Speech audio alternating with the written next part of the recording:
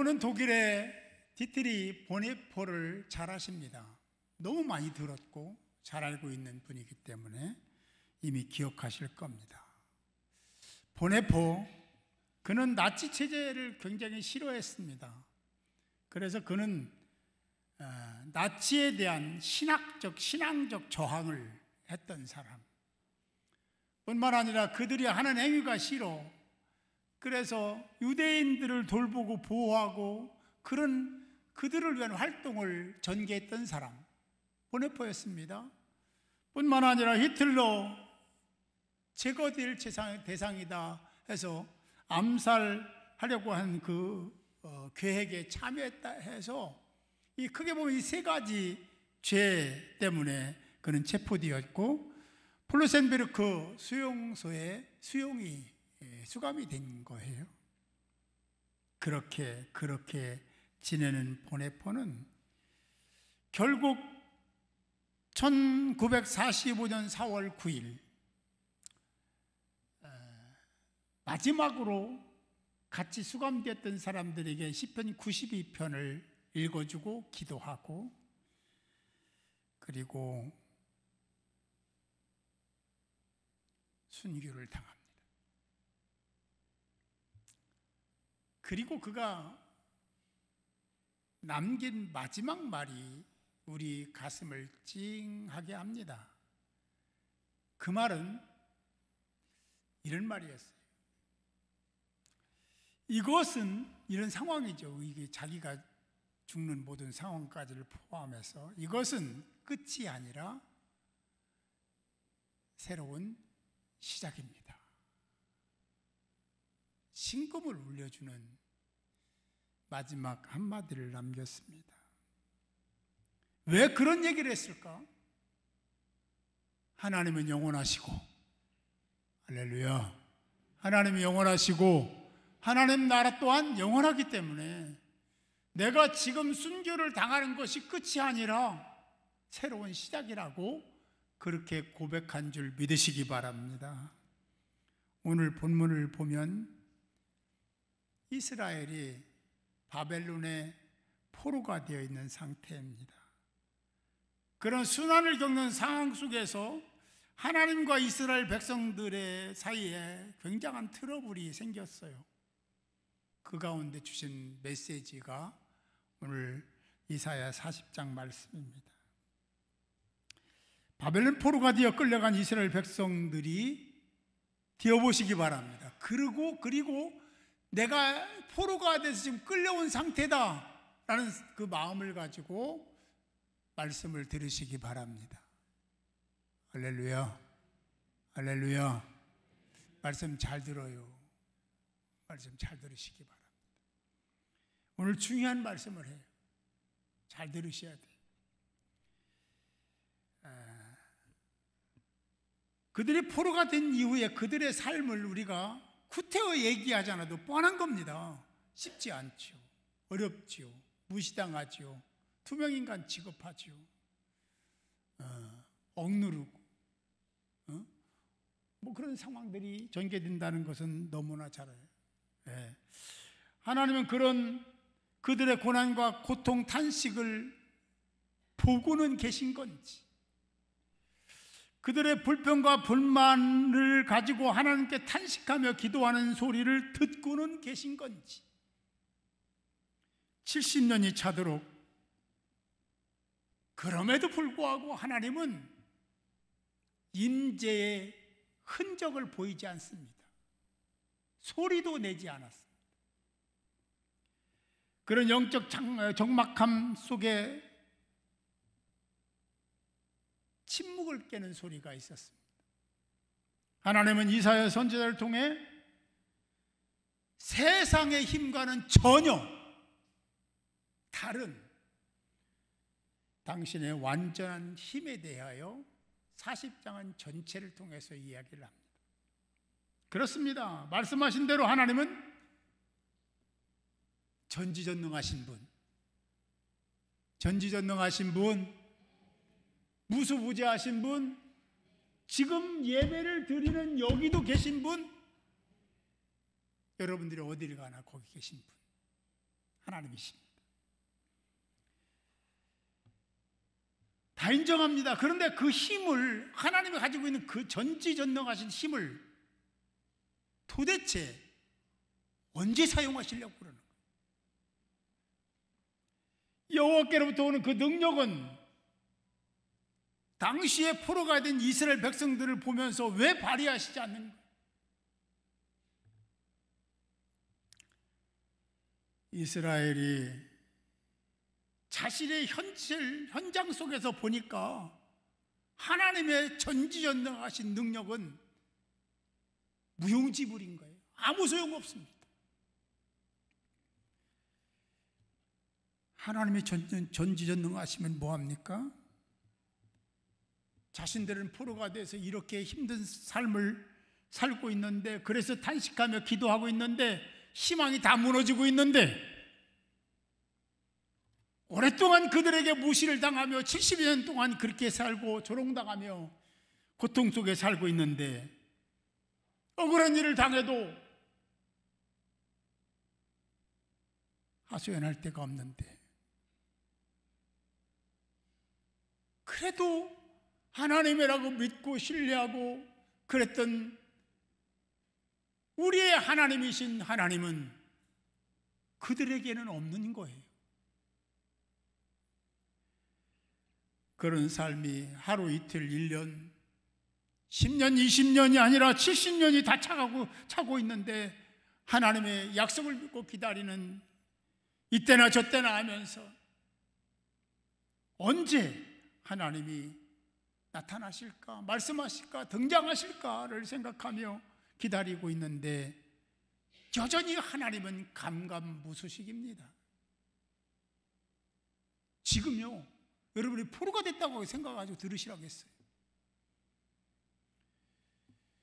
게다가 그리던 고국 고토인 예루살렘의 소식을 가끔 들으면 기가 막힙니다.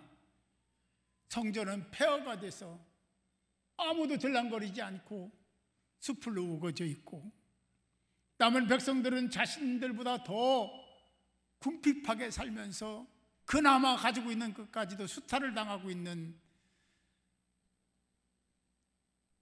희망이 없는 조국을 보고 있으니 기가 막힌 거죠.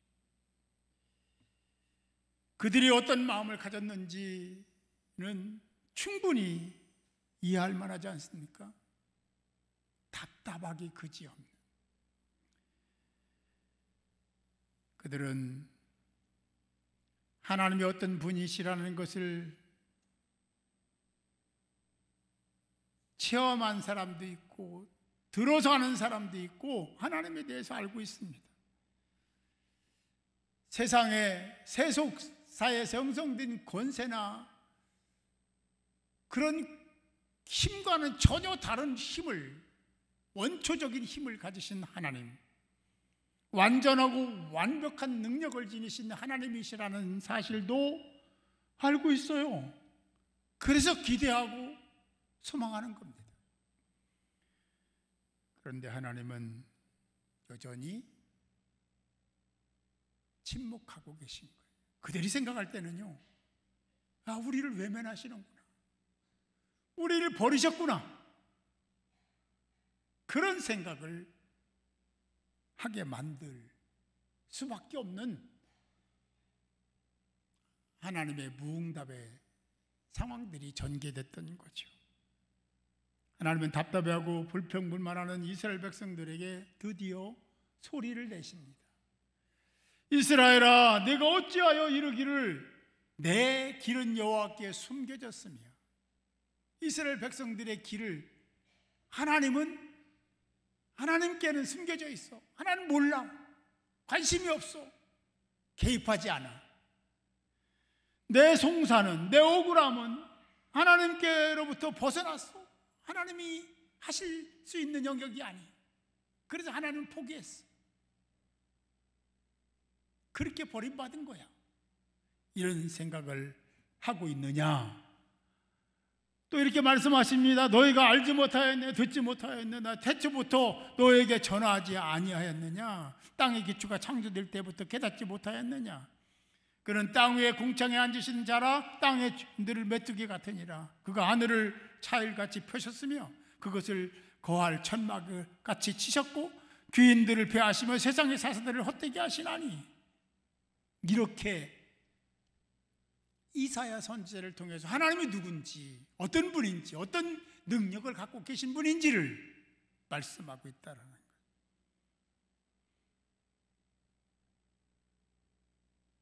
여러분 같으면 어떻게 하시겠습니까? 이 말씀을 듣고 어떤 생각을 하십니까? 이스라엘에게 있어서 이 말은 그렇게 소중하게 들리지 않았을 가능성이 훨씬 큽니다. 하나님께서 당신이 스스로 선포하신 대로 하늘의 차일같이 펴시는 분, 그거 맞아요. 하나님 그러실 분이죠. 귀인들을 폐하시기도 하고 세상의 사사들을 헛되게 하시는 분이 하나님 맞습니다. 자연을 지배하실 뿐만 아니라 세상에 그 어떤 것도 하나님보다 소중한 것이 없는 거예요. 인정하시죠? 그들도 인정하는 거예요. 그런데 그들은 지금 현재 고통 가운데 있습니다. 자유를 상실했습니다. 주권을 잃어버렸습니다. 찬탈당한 포로에 불과합니다. 거기다가 고국의 상황들은 더 비참합니다. 이렇게 되니까 자기들 입장이든 고국의 입장이든 이 진퇴양난이 어찌할 바를 모르는 사면초가의 상황이 벌어진 겁니다. 어쩌면 이런 상황 속에서 그들이 하나님 어디 계십니까? 하나님은 우리를 정말 버리셨습니까? 라는 탄식은 어쩌면 당연한 탄식일지도 모릅니다. 오랜 세월 동안 포로로 살면서 하나님이 때가 되면 회복시켜 주시겠다는 그 말씀을 의지하고 여태까지 기다리고 기도했는데, 아니 무심하시기도 하시지 그 정도 했으면 응답을 하셔야 되지 않습니까? 그런데 하나님은 묵묵부답, 아무 말씀도 하시지 않는 거예요. 이런 상황이 여러분에게도 벌어질 수 있습니다. 그토록 애타게 기도하고 간구하는데 왜 응답하시지 않는 거예요? 왜 침묵하고 계신지. 이스라엘 백성들에게는요, 여러분 생각해 보세요. 70년이 거의 차도록 그렇게 해온 거예요. 그런데도 하나님은 위로의 말도 격려의 말도 조금만 더 기다리라는 말도 아무 말도 안 하시는 거예요.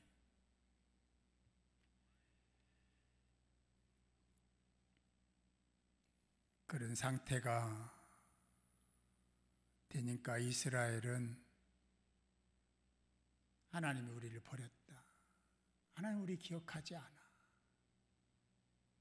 라고 그렇게 탄식하며 하나님께 불평불만을 털어놓았던 것을 하나님은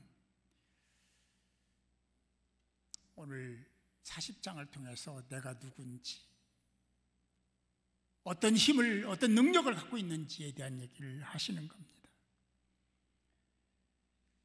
그런 정황이 펼쳐진다 하더라도 이스라엘 백성들이 하나님에 대해서 정말 알고 있었다면 그렇게 말할 수는 없었을 겁니다. 어떻게 그렇게 얘기합니까? 하나님은 영원하신 분인데, 태초 이전부터 계신 분인데, 그리고 영원한 나를 주관하실 하나님이신데 나를 구원하시고 이끄시고 도와주셨던, 공급하셨던 하나님이신데 지금 그런다고 하나님을 원망하는 것이 옳으냐라는 거예요. 그런데 이 상황은요, 저와 여러분도 똑같은 상황이 우리에게, 나에게 닥치면 이러지 않을 수 있을까? 사랑하는 성도 여러분, 우리는 이럴 때 더욱더 하나님이 누구신지, 어떤 분인지를 묵상해야 될 줄로 믿습니다. 그런 상황이 닥치면 당연히 하나님 말씀보다는 세상사에, 세속사에 얽매이게 돼 있어요. 그게 인생입니다. 그러나 그런 상황이 닥쳐도 하나님이 여전히 나의 아버지 되신다라는 믿음으로 그 상황을 극복해야 될 줄 믿습니다. 이스라엘의 그런 상황을 하나님이 모르실까? 여러분들의 그런 형편 처지를 하나님이 모르실까? 그래서 조금 문제가 있다고 하나님 여러분들을 버리고 포기하고 방치하실까? 그럴 리가 없습니다. 그러면 우리가 기대하고 알고 있는 하나님이 아닙니다. 그러실 수가 없는 분이에요. 하나님은 여러분 한 사람 한 사람을 너무나 잘 알고 계십니다. 할렐루야, 할렐루야. 그 하나님이 여러분들의 아빠, 아버지 되시는 거예요. 그런데 환경이 그렇다고 하나님이 묵묵부답한다고 반응하시지 않는다고 하나님을 이렇게 평가해서는 안 되는 거예요. 하나님은 여전히 여러분들의 우리의 아빠, 아버지 되시고 전지전능하신 하나님이심을 믿으시기 바랍니다. 하나님은 그렇게 불평하는 이스라엘에게 자신의 존재에 대해서 이사야 선지자를 통해서 낱낱이 말씀을 해주십니다. 하나님을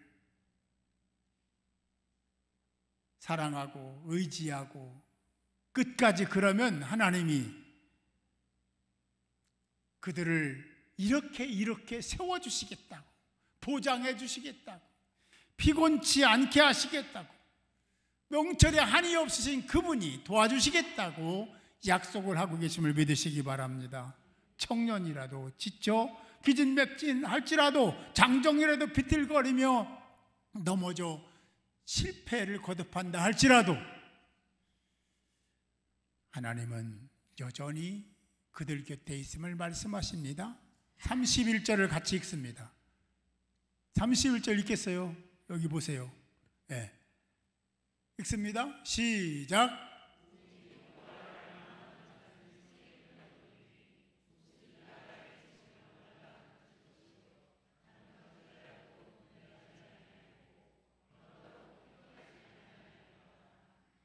할렐루야. 어떤 자가 새 힘을 얻습니까? 금방 읽었잖아요. 여호와를 앙망하는 자.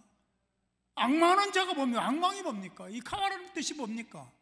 앙망은 이게 줄이잖아요. 뭐 예를 들어 새끼 줄이 있잖아. 그러면 여러 개를 막 꼬는 거야. 그럼 단단해지겠죠. 튼튼해지겠죠. 그걸 얘기하는 거예요. 소망을 얘기하는 거예요. 그리고 그런 상태로 하나님을 신뢰하고 기다리는 걸 의미하는 게 앙망입니다. 할렐루야. 그래? 그랬어? 그랬구나. 이게 아니고 그랬어도 그런 생각이 들어도 하나님을 여전히 앙망해야 된다. 너희들은 나를 앙망해야 돼. 그게 나와 너희들과의 언약이야. 그럴 때 내가 너를 이렇게 해. 그래서 새 힘을 얻을 것이요 독수리가 날개치며 올라갈 때처럼 올라가게 만들 것이고 다른 박쥐라도 곤비지 않게 하겠다. 걸어가도 피곤치 않을 거야. 할렐루야. 근데 뭐가 빠진 거야? 제일 중요한 걸 빠뜨린 거예요. 앙망하지 않는 거예요. 상황에 치우치는 거예요. 세속에 얽매인 거예요. 그런 관점으로 해석하는 거예요. 그러니까 하나님은 내 길을 모르시고 내 송사도 모르시고 계획도 안 하시고 그게 맞습니까? 전혀 맞지 않습니다. 하나님이 여전히 여러분 사랑하십니다. 그걸 우리가 우리의 생각으로 하나님은 이런 분이라고 얘기하면 안 되는 거예요. 너무 교만한 거예요. 자기중심적이고 세속사 중심인 거예요. 그런 이스라엘 백성들에게 하나님이 깨우치는 중요한 선포는 나 여호와를 앙망하라. 할렐루야. 그게 전부입니다. 하나님이 계시지 않아서 관심이 없어서가 아니라 내가 하나님을 앙망하지 않는 거예요. 우리가 하나님을 앙망하지 못하는 겁니다. 그러니까 하나님이 일하실 수가 없는 거예요.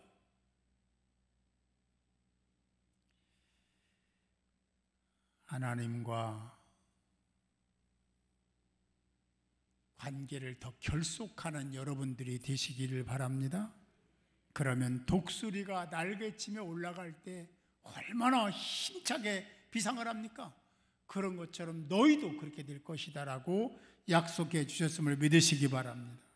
바벨론 포로기 눈앞의 현실은 정말 절망, 낙심할 수밖에 없는 사문초가의 상황인 거 맞습니다. 그런데 하나님이 거기에 그런 상황 속에서 선포하시는 것은요, 전혀 다른 세계예요.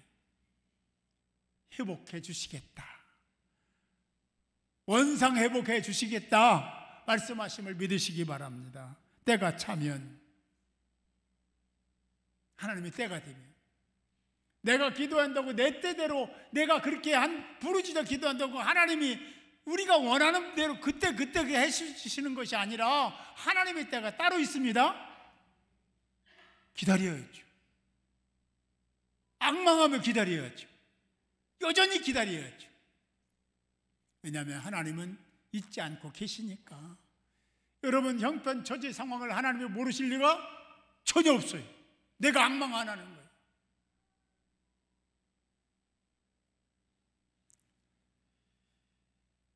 때가 차면 전능한 하나님의 능력, 힘이 여러분들을 회복시켜 주시고 그 무한한 능력으로 다시 비상하게 만들어 주실 줄 믿으시기 바랍니다. 중요한 교훈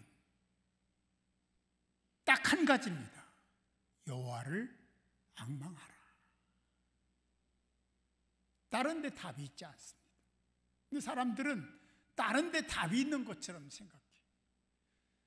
세상에 있는 모든 것은 하나님의 소유입니다. 할렐루야. 그걸 모르면 사람을 의지해요. 이상한 사회가 되고 있고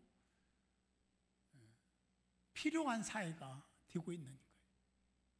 엉뚱한 사회죠. 세상이 아무리 변화되더라도 저와 여러분들은 오직 예수 그리스도의 중심으로 여호와를 앙망하는 일에 집중하시고 하나님의 때를 만나는 복된 저와 여러분이 될 수 있기를 주님의 이름으로 축복합니다.